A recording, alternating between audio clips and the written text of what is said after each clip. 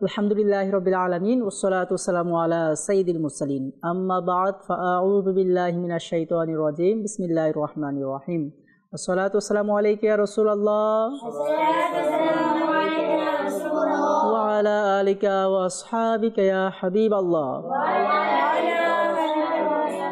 আসসালাতু ওয়াসসালামু আলাইকা ইয়া নাবিয়াল্লাহ ওয়া আলা আলিকা ওয়া আসহাবিকা ইয়া নূরাল্লাহ। প্রিয় ছোট বন্ধুরা, আলহামদুলিল্লাহ প্রতিবারের নেই আজও আমরা আপনাদের মাঝে হাজির হয়েছি মাদানী চ্যানেল বাংলার রমজান ট্রান্সমিশন অনুষ্ঠান ছোটদের আসর নিয়ে আবারও হাজির হয়েছে। কাজে যে সকল ছোট বন্ধুরা আমাদের অনুষ্ঠান প্রতিনিয়ত দেখেন আপনাদেরকে মুবারকবাদ জানিয়ে শুরু করছে অনুষ্ঠান ছোটদের আসর। সাল্লু আলাল হাবিব সাল্লাল্লাহু। ছোট বন্ধুরা, আসুন আমরা দুরূদ পাকের ফজিলত শুনে নিই। হাদিসে পাকের মধ্যে এসেছে আমাদের প্রিয় নবী রাসূলুল্লাহ আরবি হুজুর আকরাম সাল্লাল্লাহু তাআলা আলাইহি ওয়া সাল্লাম ইরশাদ করেন, আমার উপর দরুদ শরীফ পাঠ করো, আল্লাহ তাআলা তোমাদের উপর রহমত নাজিল করবেন। ছোট বন্ধুরা, আমরা আল্লাহ পাকের রহমত পেতে চাই, তাহলে কি করতে হবে? রমজান এমনিতেই বরকতের মাস, রহমতের মাস, কল্যাণের মাস, ইবাদতের মাস, তেলাওয়াতের মাস, আর সে মাসে দুরূদে পাক অধিক হারে করতে হবে। কি করতে হবে? অধিক হারে দুরূদ শরীফ পাঠ করতে হবে। আল্লাহ পাক আমাদের সবাইকে পাঠ করার তৌফিক দান করুক, আমিন। সাল্লু আলাল হাবিব সাল্লাল্লাহু। প্রিয় ছোট বন্ধুরা, আসুন এখন আমরা কোরআন পাকের তেলাওয়াত শুনবো। আলহামদুলিল্লাহ প্রতিবার নেই আমরা যেভাবে অনুষ্ঠানের শুরুতে কোরআন পাকের তেলাওয়াত শুনি, আজও আমরা কোরআন পাকের তেলাওয়াত শুনবো। জি, শুনিয়ে দিন। কে শোনাবেন? আপনি শোনাবেন। আপনার নাম? আমানুল্লাহ আত্তারি। আমানুল্লাহ আত্তারি ভাই, আপনি কেরাত শুনিয়ে দিন। আউযু বিল্লাহি মিনাশ শাইতানির রাজিম। বিসমিল্লাহির রহমানির রহিম।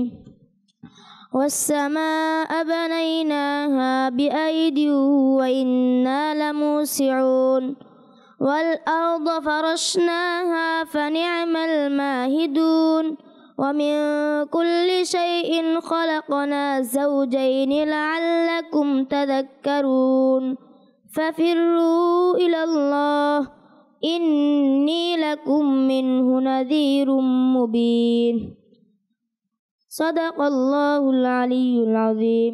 মাশাআল্লাহ মাশাআল্লাহ, আমরা শুনছিলাম কোরআন পাকের তেলাওয়াত। রমজান কিসের মাস? কিসের মাস? কোরআন তেলাওয়াতের মাস। আমরা পাঠ করব তেলাওয়াত ইনশাআল্লাহ। রমজানে বেশি পরিমাণে কোরআন পাক তেলাওয়াত করতে হবে, কেননা লাইলাতুল কদর এই রমজানে কোরআন পাক অবতীর্ণ হয়েছে। আর এই রমজানে নফল ইবাদতের সওয়াব ফরজ পর্যন্ত বৃদ্ধি করে দেওয়া হয়। আর সর্বোত্তম নফল ইবাদত কি? কোরআন তেলাওয়াত। সর্বোত্তম মাসে সর্বোত্তম ইবাদত করতে হবে, মানে কোরআন পাক তেলাওয়াত করতে হবে। আমরা করব ইনশাআল্লাহ। আসুন এখন নাচ শুনবো। নাচকে শোনাবেন। আপনার নাম? মোহাম্মদ রাকিব আত্তারি। আমাদের রাকিব ভাই, আপনি কি নাচ শোনাবেন? मदनी मदीने वाले। माशाल्लाह, सुनन। सल्लल्लाहु अलैका या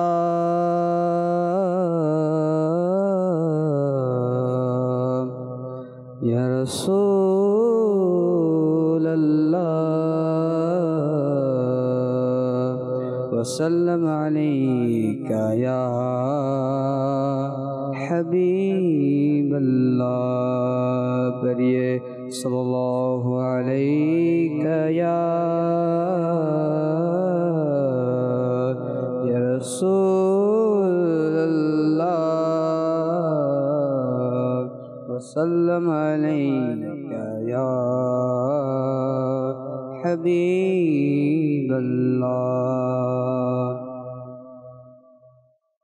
আমায় কাছে ডেকে নাও না মদনী মদিনে ওয়ালে প্রেমের সুদা প্রাণ করাও না মদনী মদিনে ওয়ালে আমায় কাছে রেখে নাও না মদনী মদিনে ওয়ালে প্রেমের সুদা প্রাণ করাও না মদনী মদিনে ওয়ালে আমার একটু দিদার দাও না মদনী মদিনে ওয়ালে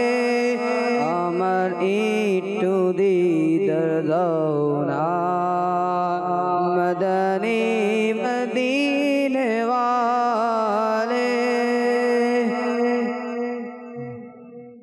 আমায় কাছে ডেকে নাও না আমায় কাছে ডেকে নাও না মদনী মদিনে ওয়ালে মদনী মদিনে ওয়ালে মদনী মদিনে ওয়ালে যখন হবে তোমার দিদার তখন ঈদ হবে আমার যখন হবে তোমার দিদার তখন ঈদ হবে আমার আমার স্বপ্নে আসো না আমার স্বপ্নে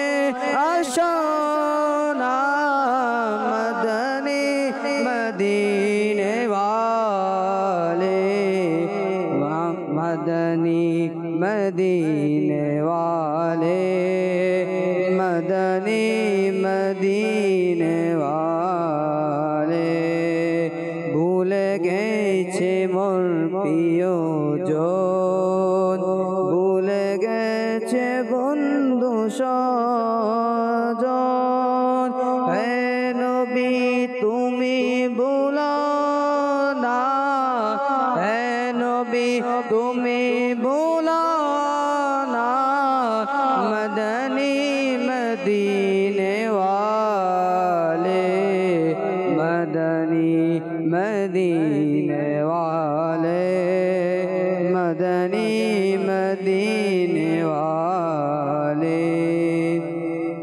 দূর হাবিব তাআলা আলা মুহাম্মদ সাল্লাল্লাহু তাআলা আলাইহি ওয়া সাল্লাম। মাশাআল্লাহ, আমরা শুনছিলাম নাতে রাসূল। নাতে রাসূল শুনতে সবারই ভালো সবার ভালো লাগে, এবং আমরা বেশি পরিমাণে নাত পাঠ করব এবং নাচ শুনবো ইনশাআল্লাহ।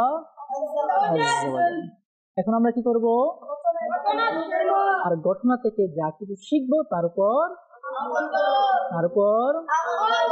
মনে থাকবে ইনশাআল্লাহ। উয়ুনুল হিকায়া নামক কিতাবের মধ্যে বর্ণিত রয়েছে বসরার একজন বাদশাহ ছিল। বাদশাহ রাজ্যের শাসনভার বিদায় জানিয়ে তাকওয়া ও পরহেজগারিতার রাস্তা অবলম্বন করলেন, কিন্তু দ্বিতীয়বার রাজত্বের শাসনভারের দিকে ধাবিত হলেন এবং আরাম আয়েশের মধ্যে বাকি জীবন কাটানোর নিয়ত করলেন। সে এক সুন্দর মহল বানালো।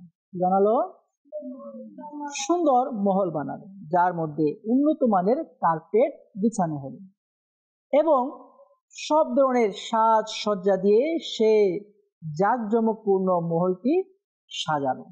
আর একটি কক্ষ অতিথিদের জন্য নির্ধারণ করলো। সেখানে উত্তম বিছানা বিছানো হলো, বিভিন্ন প্রকারের খাবার পরিবেশন করা হতো। ওই বাদশাহ লোকদেরকে আমন্ত্রণ করত। কি করত? লোকদেরকে আমন্ত্রণ করত।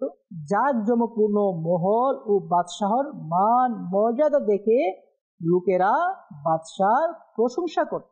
কি করত? এই ধারাবাহিকতা অনেক বছর যাবৎ চলমান ছিল।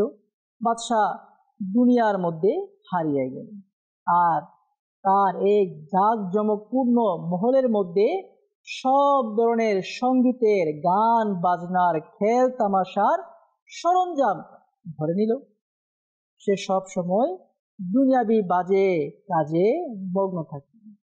এই মগ্নতা তাকে উচ্চ আকাঙ্ক্ষা অর্থাৎ উচ্চ আশার ধ্বংসাত্মক বাতিনি রোগের মধ্যে সম্পৃক্ত করে দিল।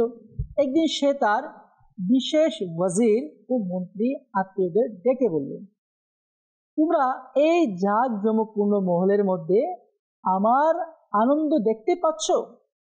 দেখো আমি এখানে কত শান্তিতে আছি।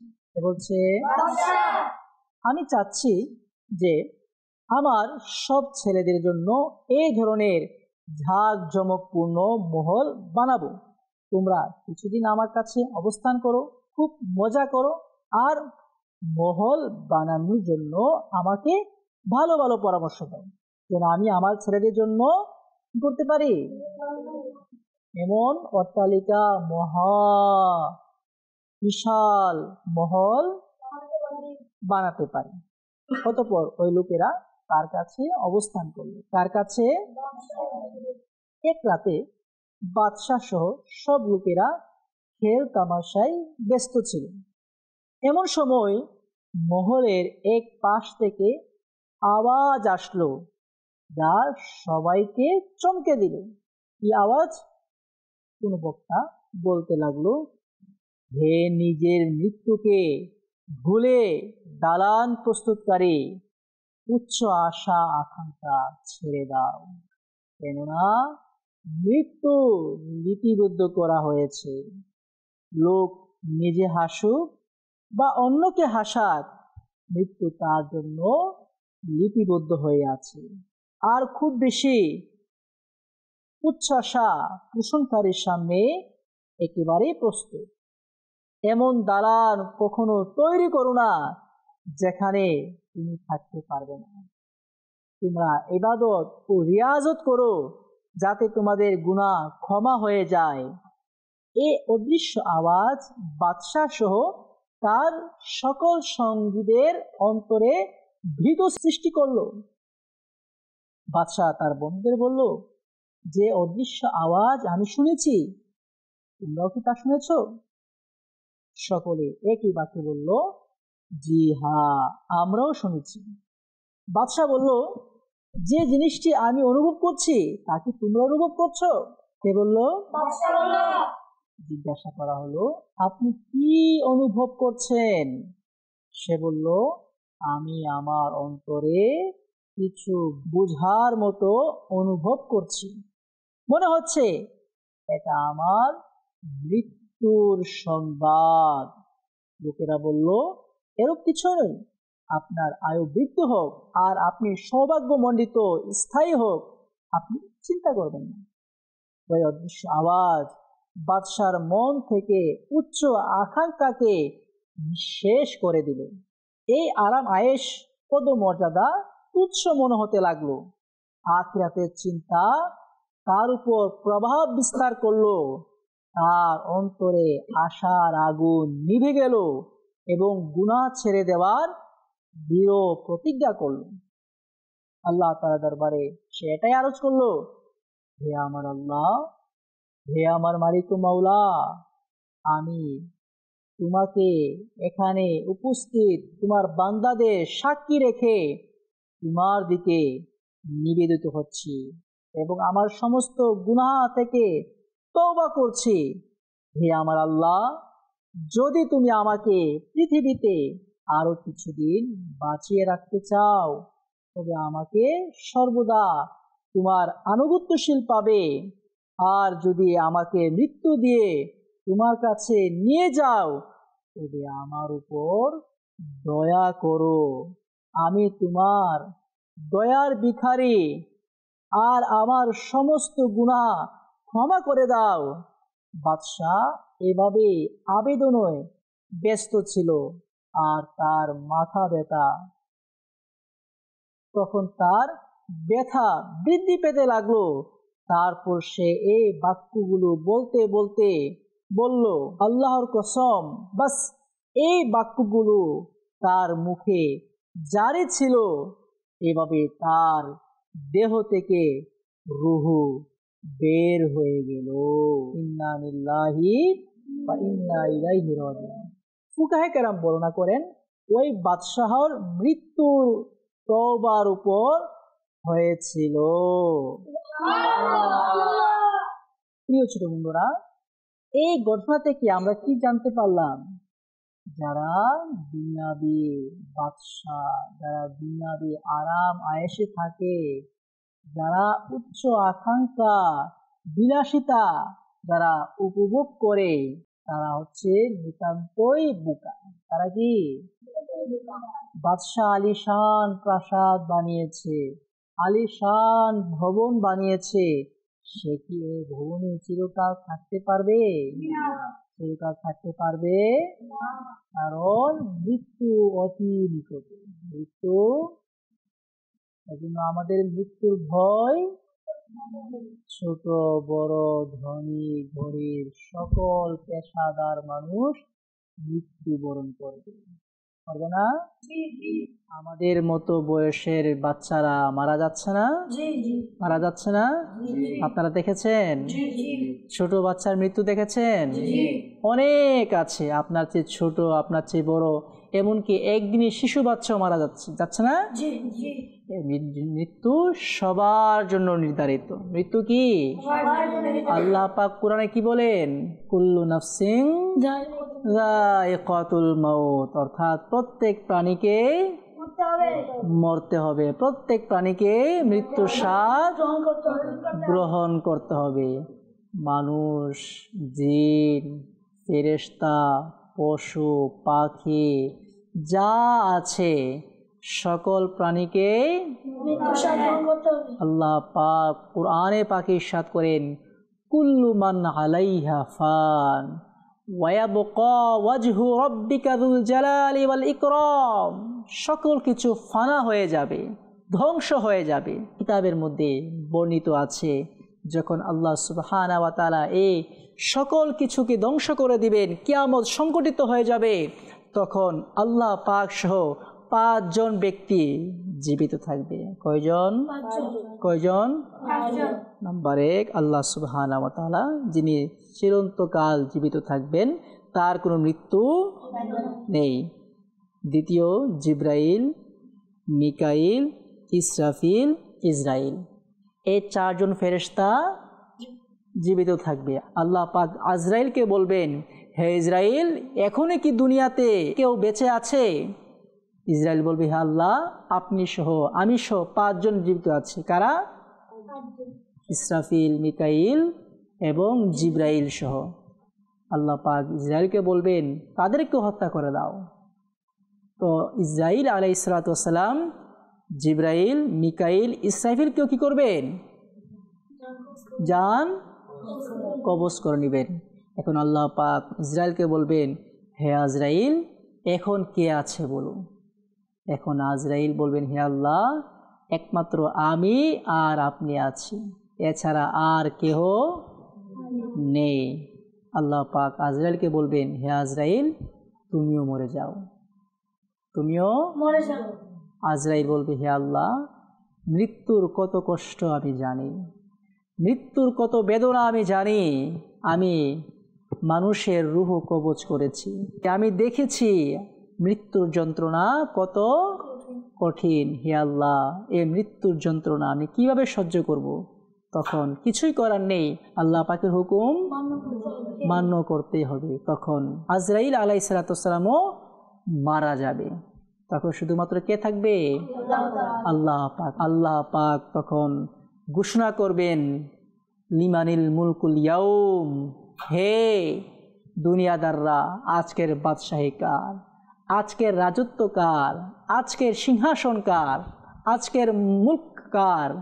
আল্লাহ পাক নিজেই বলবেন, লিল্লাহিল ওয়াহিদিল কাহ্হার, আজকের বাদশাহী হচ্ছে আল্লাহ পাকের, যিনি কাহ্হার, যিনি পরাক্রমশালী, লিল্লাহিল ওয়াহিদিল কাহ্হার। অতএব আল্লাহ পাক চিরঞ্জীব এবং চিরস্থায়ী। আল্লাহ পাক ব্যতীত সকল কিছুর মৃত্যু অবধারিত। আল্লাহ পাক এই মৃত্যুর যন্ত্রণা থেকে আমাদের সবাইকে হেফাজত করো। ছোট বন্ধুরা, এখন আমরা কি করব? কি করব? হাদিস শুনবো। কি শুনবো? হাদিস শুনবো। হাদিসে পাকের মধ্যে এসেছে আমাদের প্রিয় নবী রাসূল আরবি হুজুর আকরাম সাল্লাল্লাহু তাআলা আলাইহি ওয়া সাল্লাম ইরশাদ করেন, রোজাদারের ঘুমানো ইবাদত আর তার নীরবতা হলো তাসবিহ পাঠ করা, তার দোয়া কবুল এবং তার আমল গ্রহণযোগ্য। সুবহানাল্লাহ। কে বলতে পারবেন? রোজাদারদের ঘুমানো ইবাদত, তার নীরবতা তাসবিহ পাঠ করা, তার দোয়া কবুল এবং তার আমল গ্রহণযোগ্য। মাশাআল্লাহ। আর কে বলবেন? আর কে বলবেন? রোজাদারদের ঘুমানো ইবাদত, রোজাদারদের নীরবতা তাসবিহ পাঠ করা, তাদের দোয়া কবুল, তাদের আমল গ্রহণযোগ্য। সুবহানাল্লাহ, মাশাআল্লাহ। আর কে কে বলতে পারবেন? পিছনেরা আপনারা বলবেন না? কি বলেন? আপনারা বলবেন না? ওই আপনি বলুন, কুনার ইসলাম বলুন। রোজাদারদের ঘুমানো ইবাদত, তার নীরবতা তাসবিহ পাঠ করা, তার দোয়া কবুল এবং তার আমল গ্রহণযোগ্য। সুবহানাল্লাহ, মাশাআল্লাহ। অর্থাৎ যারা রোজাদার তাদের ঘুমানো কি? তাদের নীরবতা, তাদের দোয়া, তাদের আমল গ্রহণযোগ্য। কে বলেছেন? কে বলেছেন? আমাদের প্রিয় নবী সাল্লাল্লাহু আলাইহি ওয়াসাল্লাম। প্রিয় ছোট বন্ধুরা, আমরা দুরূদ শরীফ পাঠ করব প্রিয় নবীর নাম শুনে, আর হাদিসে পাক শুনেছি, ঘটনা শুনেছি, নাচ শুনেছি এবং কোরআনে পাকের তেলাওয়াত শুনেছি। সকল কিছু শুনেছি ইবাদতের নিয়ত। আর রমজান মানে ইবাদত। রমজান মাসই হচ্ছে কিসের মাস? ইবাদতের মাস। আল্লাহ পাক আমাদের সবাইকে ইবাদত করার তৌফিক দান করুন। আমিন। ছোট বন্ধুরা, আজকের মতো এখানে বিদায় নিচ্ছি। ইনশাআল্লাহ হতে পারে দেখা হবে আগামীকাল পর্বে। সে পর্যন্ত সকলে ভালো থাকুন, সুস্থ থাকুন, আর মাদানী চ্যানেল সাল্লু আলাল হাবিব সাল্লাল্লাহু আলাইহি